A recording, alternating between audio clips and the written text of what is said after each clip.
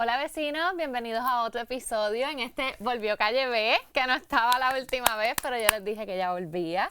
Sí. Estamos ahora empezando abril, que es el mes de la donación de órganos, y hoy vamos a tener un tema que me la aprieta el pecho, pero da mucha esperanza porque tenemos una invitada que se dedica a dar segundas oportunidades de vida. Es una profesional brillante, joven, que hizo su formación aquí en Puerto Rico y en Boston Children's Hospital, que es uno de los mejores hospitales pediátricos de Estados Unidos, y decidió regresar a Puerto Rico. O sea que vamos a darle una bienvenida a la doctora Nilka de Jesús, nefróloga pediátrica y la directora del Centro de Trasplante de Auxilio Mutuo. Bienvenida. Muchísimas gracias por la oportunidad de estar aquí con ustedes hoy. Pues vamos a empezar, como dicen redundante, por el comienzo. ¿Cuándo nace el deseo de ser doctora?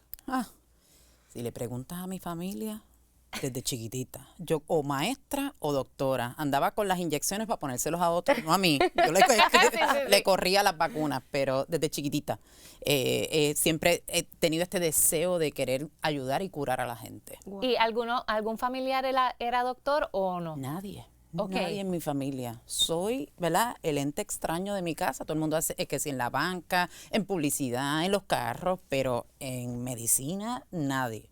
O sea que ya enfocada desde chiquitita de que tú querías hacer esto. Y nefrología, entonces, ¿de dónde nace? Porque eso es un poco más técnico, más específico. Eso tiene que haber sido después de conocer más medicina. Bueno, les voy a decir una historia, pero no se la cuenten a nadie. Cuando yo estaba en la escuela de medicina, uno aprende de todos los sistemas, y entre ellos el sistema renal. No era mi favorito en la escuela de medicina. De nuevo, ni a mis pacientes ni a nadie se lo digan. Cuando yo estaba en la escuela de medicina, a mí lo que me gustaba era la hematología, oncología, trabajar con los problemas de la sangre, el cáncer. Y de hecho, en la escuela de medicina, cuando la completé, a mediados de la escuela de medicina me fui a España, a la Universidad de Salamanca, e hice un año completo en investigación de cáncer de hueso en los niños. Wow. Y empecé mi residencia en pediatría, porque en la escuela de medicina yo dije, después de rotar por todas las diferentes especialidades, me encontré con que pediatría era el fit para mí.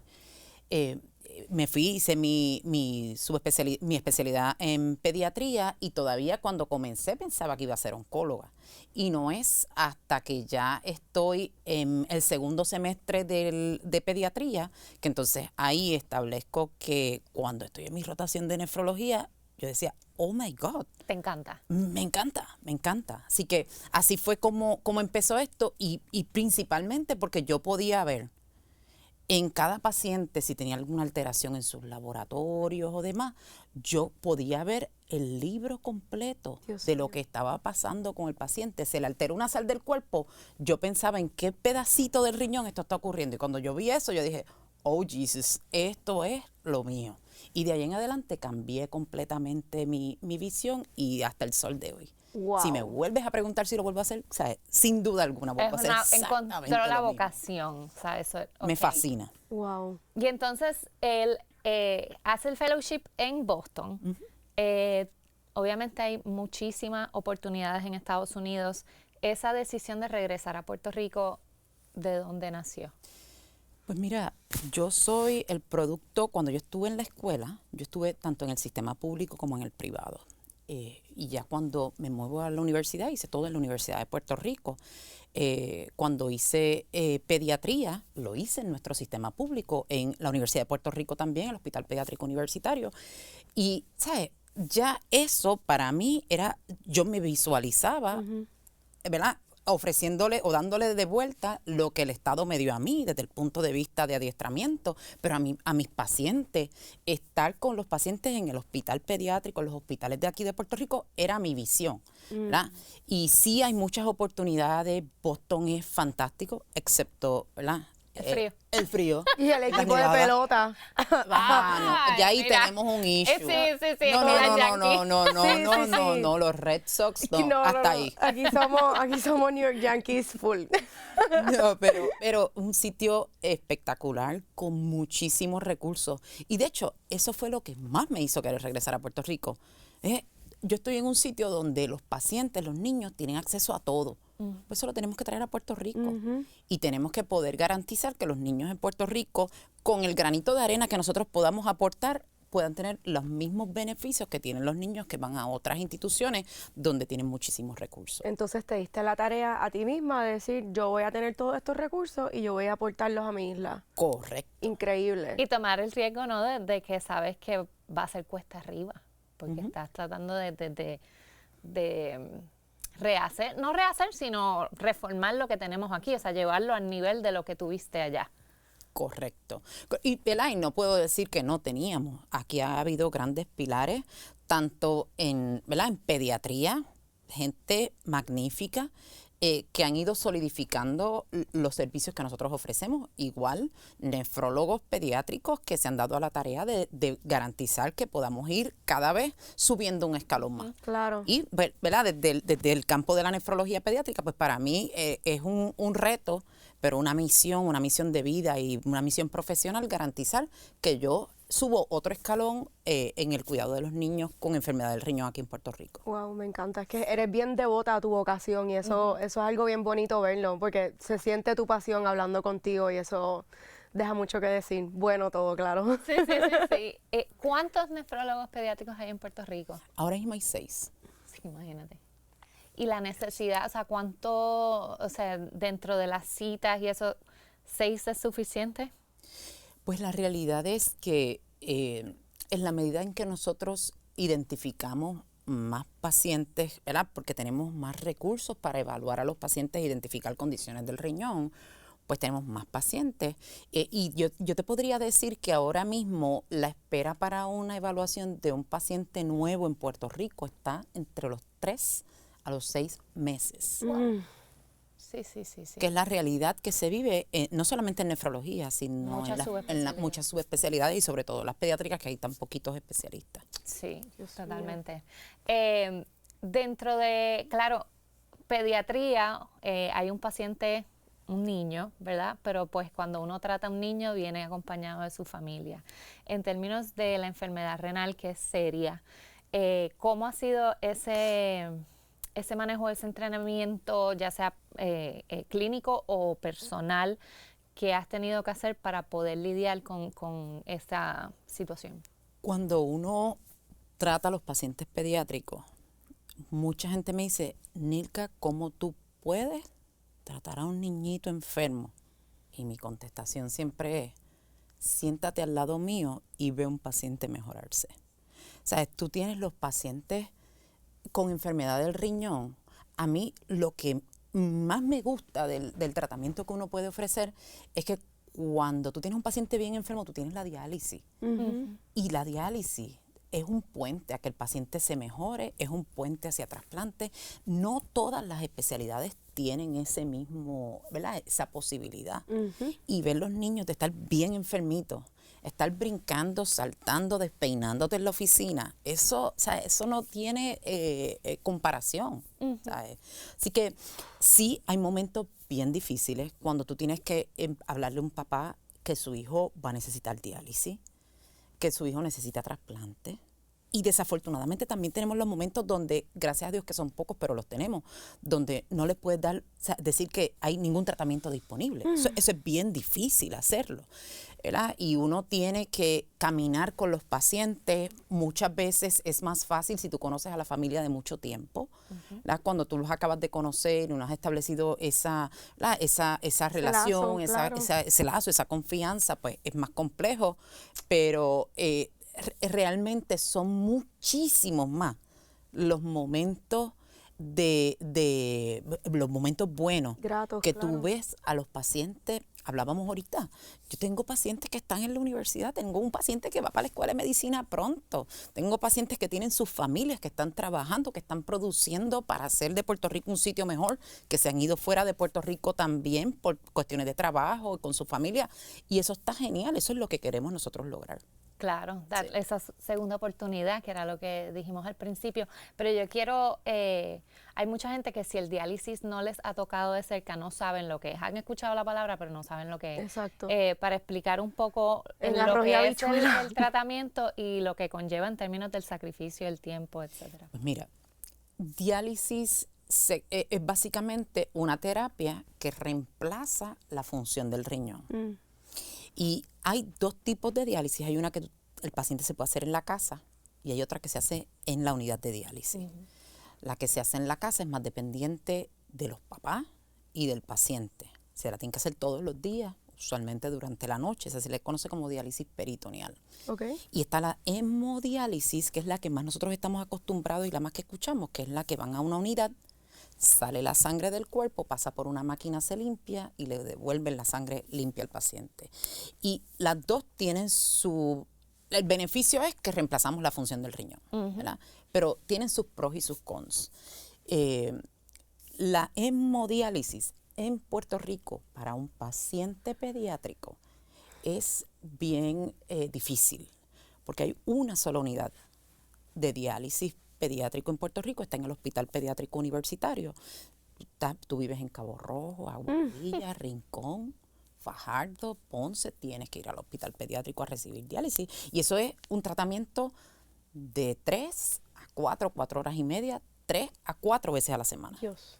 O sea, que es Sí. es un montón. No, de si estás tiempo. pasando por ello, O sea, es un part-time. a veces sale hasta más lógico alquilar un espacio en donde quedarte esa semana. Sí. Es hasta que te trasplante. Ay, Jesús. Es hasta que te trasplante. Ujú. ¿Verdad? Que eso es ¿verdad? Bien fuerte para las familias y para los pacientes. El niño está en la escuela, Ujú. ¿verdad? Pero estando en la unidad de diálisis, ¿cómo tú congenias eso con la escuela? Nosotros tenemos una maestra allí que nos ayuda con las asignaciones y demás, y le mandan entonces las tareas para que las puedan hacer y para que puedan impartir clases dentro de la unidad a los pacientitos que allí llegan y que no Wow. pueden asistir a la escuela. Pero, ¿verdad? Solo por darles un ejemplo de cómo la vida cotidiana se puede afectar Ujú. cuando tú estás recibiendo hemodiálisis. Ujú. Y asimismo, pues, los padres acompañan a los niños o los cuidadores acompañan a los niños y esto representa tiempo fuera del trabajo, representa que tienes que hacer unos sacrificios a nivel de familia, Sí. ¿verdad? Que tiene unas implicaciones desde el punto de vista social bien fuertes para quienes lo viven. Y perdona por interrumpirla, pero también la carga emocional. Me imagino que Correcto. tiene que ser algo, o sea, igual de demanding que dedicarle el tiempo que uno tiene que dedicarle, porque es que, o sea, Definitivamente. Nosotros, cada uno de los pacientes que nosotros tenemos en la unidad de diálisis, cuando tú miras a esos padres, a esos cuidadores, hay que decirles usted y tenga. Porque son unas personas, cada uno con sus condiciones, pero tienen ese amor por sus hijos, que llegan allí a pesar de todas las situaciones que ellos puedan tener, ¿verdad? Y eso siempre hay que reconocerlo. Afortunadamente no son muchos niños. Nosotros en Puerto Rico ahora mismo tenemos como 12 a 14 niños en la unidad de diálisis. La mitad reciben diálisis en el hogar y la otra mitad en la unidad de diálisis. ya. Ok. ¿Y todo el que está en diálisis está en espera de un trasplante o no necesariamente? No necesariamente, la mayoría, ¿verdad? La meta es que si tú empezaste diálisis, que ese paciente tú lo estés preparando para recibir un trasplante. Y la mayoría de los pacientes son candidatos para recibir un trasplante, pero hay algunos que no son candidatos para recibir un trasplante. Esos son ¿verdad? El menor número, ya sea por condiciones de salud Ujú. que no les permiten ¿verdad? recibir un trasplante, porque el riesgo de recibir un trasplante sería mayor que el beneficio de recibirlo, o por condiciones sociales. Lo mismo, si tú tienes una familia, ¿verdad? Un niño que no tiene un hogar donde estar, pues ya eso es una contraindicación para trasplantarse. Si no tienen el apoyo social, ya eso es una contraindicación para poder trasplantarse. Gracias a Dios, afortunadamente esos casos son bien mínimos y la gran mayoría de los pacientes que nosotros tenemos pueden, ¿verdad? Son candidatos desde el punto de vista médico y social para poderse trasplantar. Wow. Y en el centro, ¿verdad? Está los doctores, claramente, que son los que tratan a los pacientes, pero también en términos del apoyo que se le da a estos pacientes y sus familiares, está el trabajador social. ¿Cuál es el Sí. otro apoyo que reciben? Tanto en la unidad de diálisis como en el centro de trasplante, nosotros contamos afortunadamente con un equipo multidisciplinario Ujú. que incluye trabajo social, un enfermero que en el caso de la unidad de diálisis funge como el enfermero que ofrece la diálisis. En el caso del centro de trasplante es un coordinador que es el que lleva a cabo, nos asiste en poder llevar a cabo todas las evaluaciones del paciente para garantizar que el paciente esté en óptimas condiciones para trasplantarse. Tenemos también nutricionistas, tenemos en el caso de trasplante un coordinador financiero para poder asistir con toda la parte de los costos del trasplante y demás. Y tenemos, ¿verdad?, un equipo de otros médicos, infectólogos, psiquiatras y varios cirujanos, varios especialistas que nos asisten en el proceso de poder llevar a esos niños hacia un trasplante. Sí, que es un equipo completo que va a tener la familia para lidiar con la condición. Sí. Cuando ya el paciente le dan el visto bueno para un trasplante, que podamos hablar de todas las cosas que hay que verificar antes de, pero entonces pasa a una lista de espera. Esta lista de espera, ¿cómo funciona y más o menos cuánto dura aquí en Puerto Rico? Pues tenemos dos opciones. Una vez ya el paciente fue evaluado y establecimos está en buenas condiciones desde el punto de vista social y desde el punto de vista médico, cumple para ser un candidato para trasplante, puedes o ir a la lista de espera o tener un donante vivo. Okay. Y marcar una fecha específica de cuándo va a ocurrir ese trasplante. Pero si vamos por la vía de la lista de espera, que en Puerto Rico es lo principal, la mayoría de los pacientes van a la lista de espera, pues básicamente eso nosotros tenemos en la lista de espera del hospital, del Centro de Trasplante de Auxilio Mutuo, tenemos pacientes pediátricos, actualmente tenemos 3 pacientes en la lista, adultos tenemos sobre 400 pacientes en la lista. Cuando ya están en la lista de espera, el tiempo de espera para un paciente pediátrico es distinto al tiempo de espera para un adulto. ¿Por qué? Porque en el modelo que la agencia que nos regula, nosotros no manejamos la lista de espera, es una agencia externa que se conoce como IUNOS, los niños tienen prioridad en esa lista de espera. Y al tener prioridad, pues esperan menos tiempo. Ya. Usualmente en Puerto Rico es entre 6 meses a 12 meses. Hemos tenido niños que se trasplantan en 2 meses, semanas, y hemos tenido niños que se trasplantan en más de 1 año, 2 años, dependiendo, ¿verdad? Pero en promedio de 6 a 12 meses el tiempo que están en la lista de espera. Y una pregunta un poco ignorante, ¿verdad? Pero a la hora de hacer un trasplante, o sea, ¿cuáles son los requisitos que se tiene de un niño versus un adulto? Pues mira, primero, cuando los niños son bien chiquititos, nosotros mínimo tienes que tener unas dimensiones porque el órgano que te trasplantan es de un adulto. Te tiene que caber el riñón. Eso es lo ¿Siempre es de un adulto? La mayoría de las veces, no siempre, pero la mayoría de las veces es de un adulto. Sí. Yeah. Y tienes que tener las dimensiones y el vaso sanguíneo que viene del órgano del adulto lo tienes que poder conectar en los vasos sanguíneos del niño. Claro. Si es muy chiquitito, pues no puedes conectarlo. O sea, y la parte del tamaño es un elemento importante. Pero más allá de eso, pues como en los adultos hay algo distinto, que es la salud cardiovascular está más afectada por, ¿verdad?, las diferentes comorbilidades que tienen, pero en términos generales las evaluaciones son bastante parecidas. Los tiene que evaluar urología, los tiene que evaluar el cirujano de trasplante, tenemos que garantizar que sus vacunas estén al día para protegerlos de infecciones cuando les bajemos las defensas del cuerpo, una vez le empecemos los medicamentos para trasplante, etcétera. Wow. Y el tiempo que se toma para hacer esta evaluación, o sea, decidir que el donante o el órgano que se le va a trasplantar es un match, ¿como cuánto tiempo toma aproximadamente? O sea, horas. Cuando surge la oferta, ¿verdad?, para que esto se dé, tienen que ocurrir, o sea, muchísimas cosas. Dentro de ellas, tú tienes el donante tiene que estar, ¿verdad? Tienen que haber establecido muerte cerebral en el donante. La familia del donante tiene que haber establecido que, ¿verdad?, quieren donar. Después de eso, que ya se estableció que eso es un potencial donante, entonces el equipo que recupera órganos, en este caso aquí en Puerto Rico, Lifelink de Puerto Rico, entra esa información en el sistema, que es donde hacen el match, y eso automáticamente hay un algoritmo que te establece un listado. Wow. Por prioridades. Una vez se establece eso, nos llega a nosotros la oferta del donante y después de eso uno va viendo ¿verdad? Las características del donante y las características del receptor. Por ejemplo, si el candidato a trasplante que recibió una oferta está enfermo, no se puede trasplantar en ese momento. Entonces, hay muchas variables. Uno está por un periodo de horas, entre 12 a 24 horas, tomando esa decisión de quiénes van a ser los potenciales donantes. Y hay una lista, o sea, que hay uno primero y los próximos, Sí, le siguen, y uno evalúa a todo eso. O sea, es una logística bien compleja. O sea, la que logística si ya en lista de adultos, ¿no? Si yo estoy próximo en la lista para este órgano que acaba de aparecer, y yo estoy enferma en ese momento, se lo dan al próximo.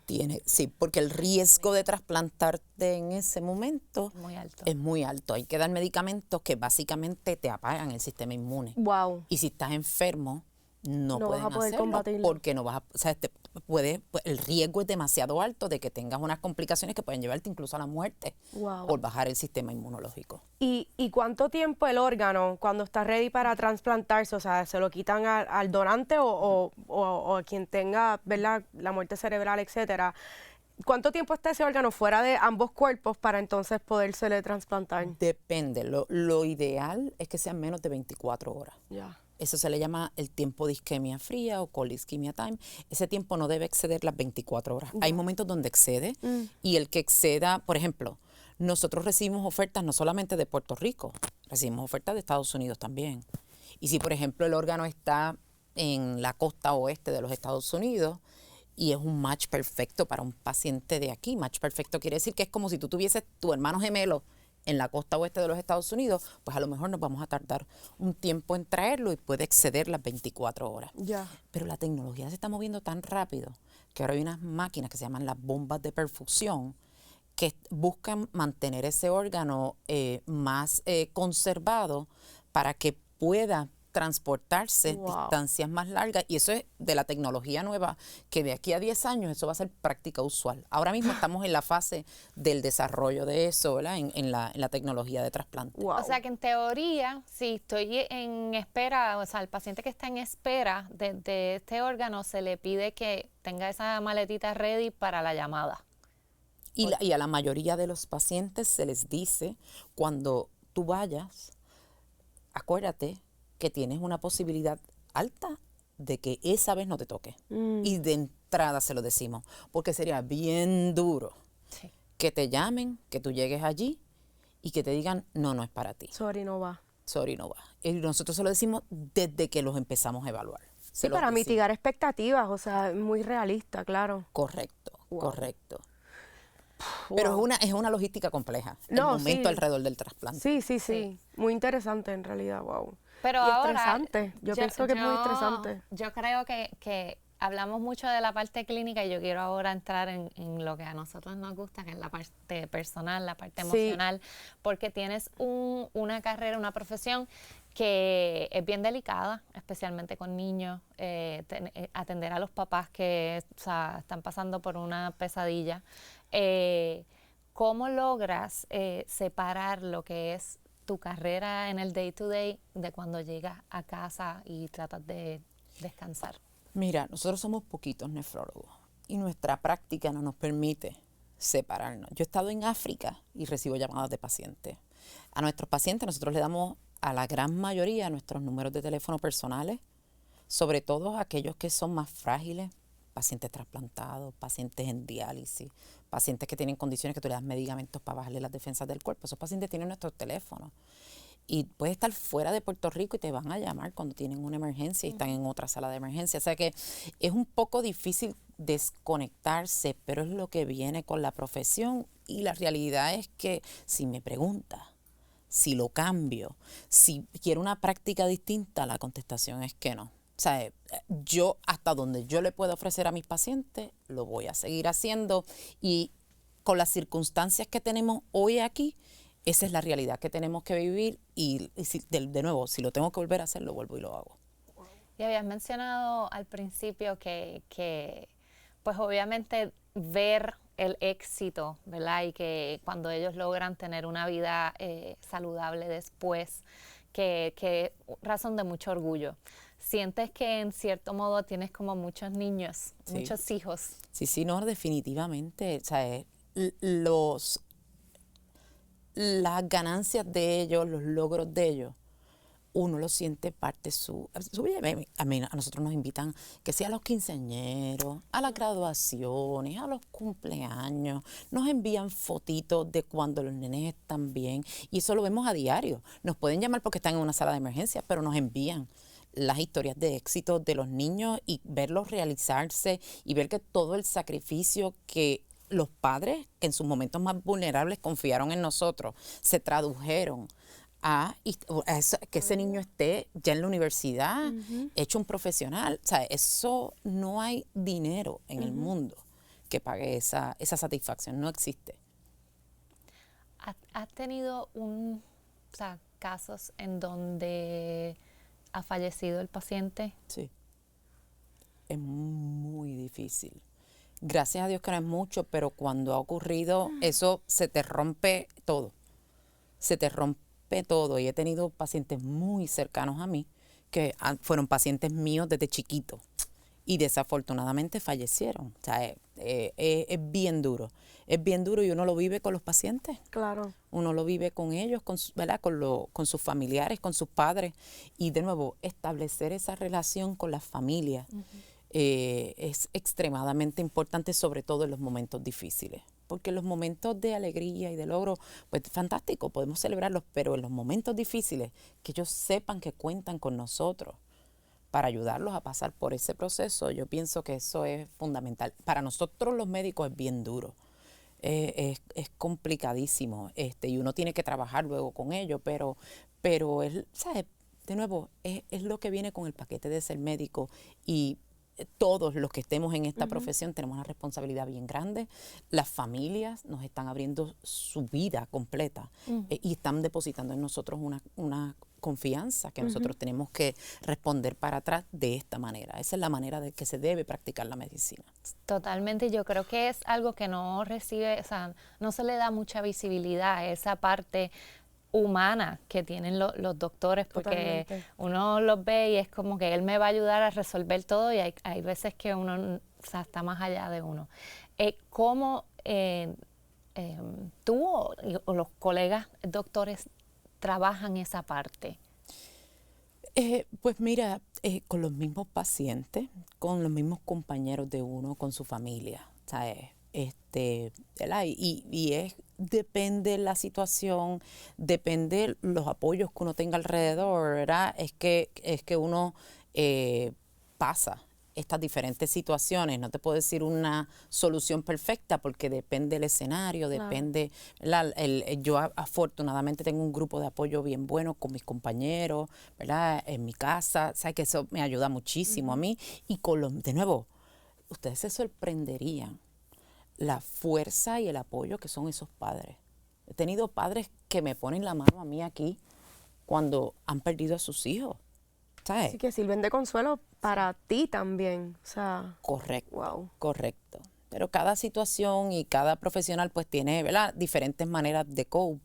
Exacto. En mi caso en particular, yo agradezco muchísimo que esas no han sido las mayores situaciones. Exacto. Por la práctica que tengo, porque existe diálisis. Afortunadamente no es lo común ver que los niños fallezcan, a diferencia de otras prácticas como puede ser oncología, claro. los doctores de medicina de cuidados intensivos, salas de emergencia, que tal vez pueden tener, ¿verdad? Esa gama de tener que dar muchísimas malas noticias y enfrentar esto. Yo no lo enfrento afortunadamente tan comúnmente. Gracias a Dios. En términos de padres que nos pueden estar viendo de la enfermedad renal, ¿cómo pueden cuidar a sus hijos o en qué momento es que se identifican estas condiciones? Mira, una pregunta que siempre me hacen es que si la incidencia o los casos nuevos de pacientes pediátricos con enfermedad del riñón han ido en aumento.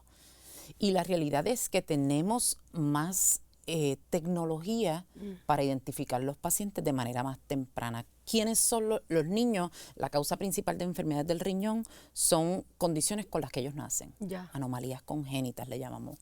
Y esto hace 30 años atrás, cuando ustedes y también yo un poquito cerquita de ustedes. Claro. Un poquito antes estuve yo, pero éramos niños, no a todas las madres se les hacían los sonogramas prenatales.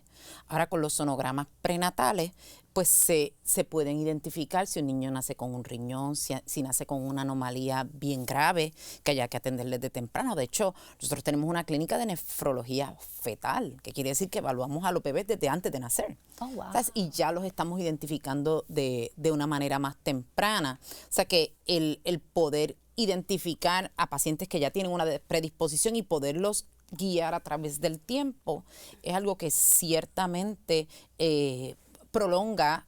En casos donde la función del riñón está baja, prolonga la función. En casos en los que la función del riñón está normal, pues nos permite darle mucha la prevención sobre qué cosas deben y no deben hacer, qué cosas deben estar pendientes. Cosas tan sencillas como no tomes ibuprofeno o derivado de la aspirina en grandes cantidades, porque eso cuando se toma en grandes cantidades puede afectar la función del riñón.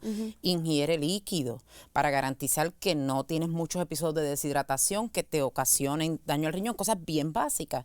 Pues tú puedes empezar con toda esa prevención desde bien temprano en la vida. Bello. Sí, bello. Bello. Y aquellos padres que a lo mejor nos están viendo, estoy segura que va a haber varios de los que a lo mejor ya son pacientes. Mensaje que les puedas dar a ellos que están pasando por a lo mejor diálisis en estos momentos o que están empezando esta relación con ustedes, ¿qué le puedes decir? Mira, no vamos a minimizar lo difícil de la situación, porque es difícil. Van a estar en un momento bien vulnerable. Pero lo más importante es saber que cuentan con unos profesionales que realmente vamos a estar llevándolos de la mano para que recorran todas las fases hasta que establezcamos cuál va a ser el plan final. Diálisis, trasplante, ¿verdad? O el plan que establezcamos. Y eso uno. Y dos, bien importante, que podamos mirar los otros pacientes, ¿verdad? Que están alrededor. Nos encanta poder hacer, nosotros hacemos unos goofy games donde ponemos a los pacientes trasplantados con los pacientes de diálisis, por darles un ejemplo. Y en ese escenario, el que esté en diálisis puede ver, mira qué bien se ve este nene que se trasplantó. Y se trasplantó hace años atrás, yo ni me imaginaría que está trasplantado. O sea que esta misma experiencia que se ve complicada, difícil, ha habido muchas familias que la han podido sobrellevar. Hay que tener paciencia y saber que cuentan con el apoyo de los profesionales de la salud que están cuidando a los nenes. Wow. No, Wow. y yo creo que, o sea, luego de esta conversación, Puerto Rico necesita más profesionales con esa vocación. Sí, totalmente. Y lo otro que es bien importante, que ahora que estamos en el mes de la donación de órganos, pues, o sea, es bien sencillo ahora mismo hacerlo. Creo que por el mismo portal de SESCO uno puede marcar que estoy abierto a ser donante, que eso lo que significa es que si en algún momento uno fallece por X o Y razón, que estás dispuesto a que tus órganos pues sean donados y darle una segunda oportunidad de vida a otra persona que puede estar en lista de espera. Así mismo, así mismo. Increíble.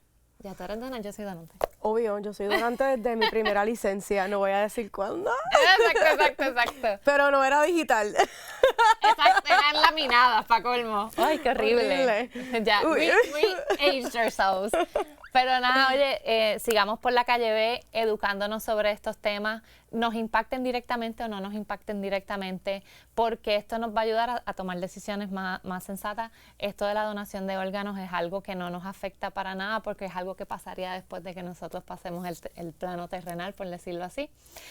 Porque para seguir, ¿verdad?, poniendo obstáculos en la vida, en la segunda oportunidad de otras personas, para eso. Cállese.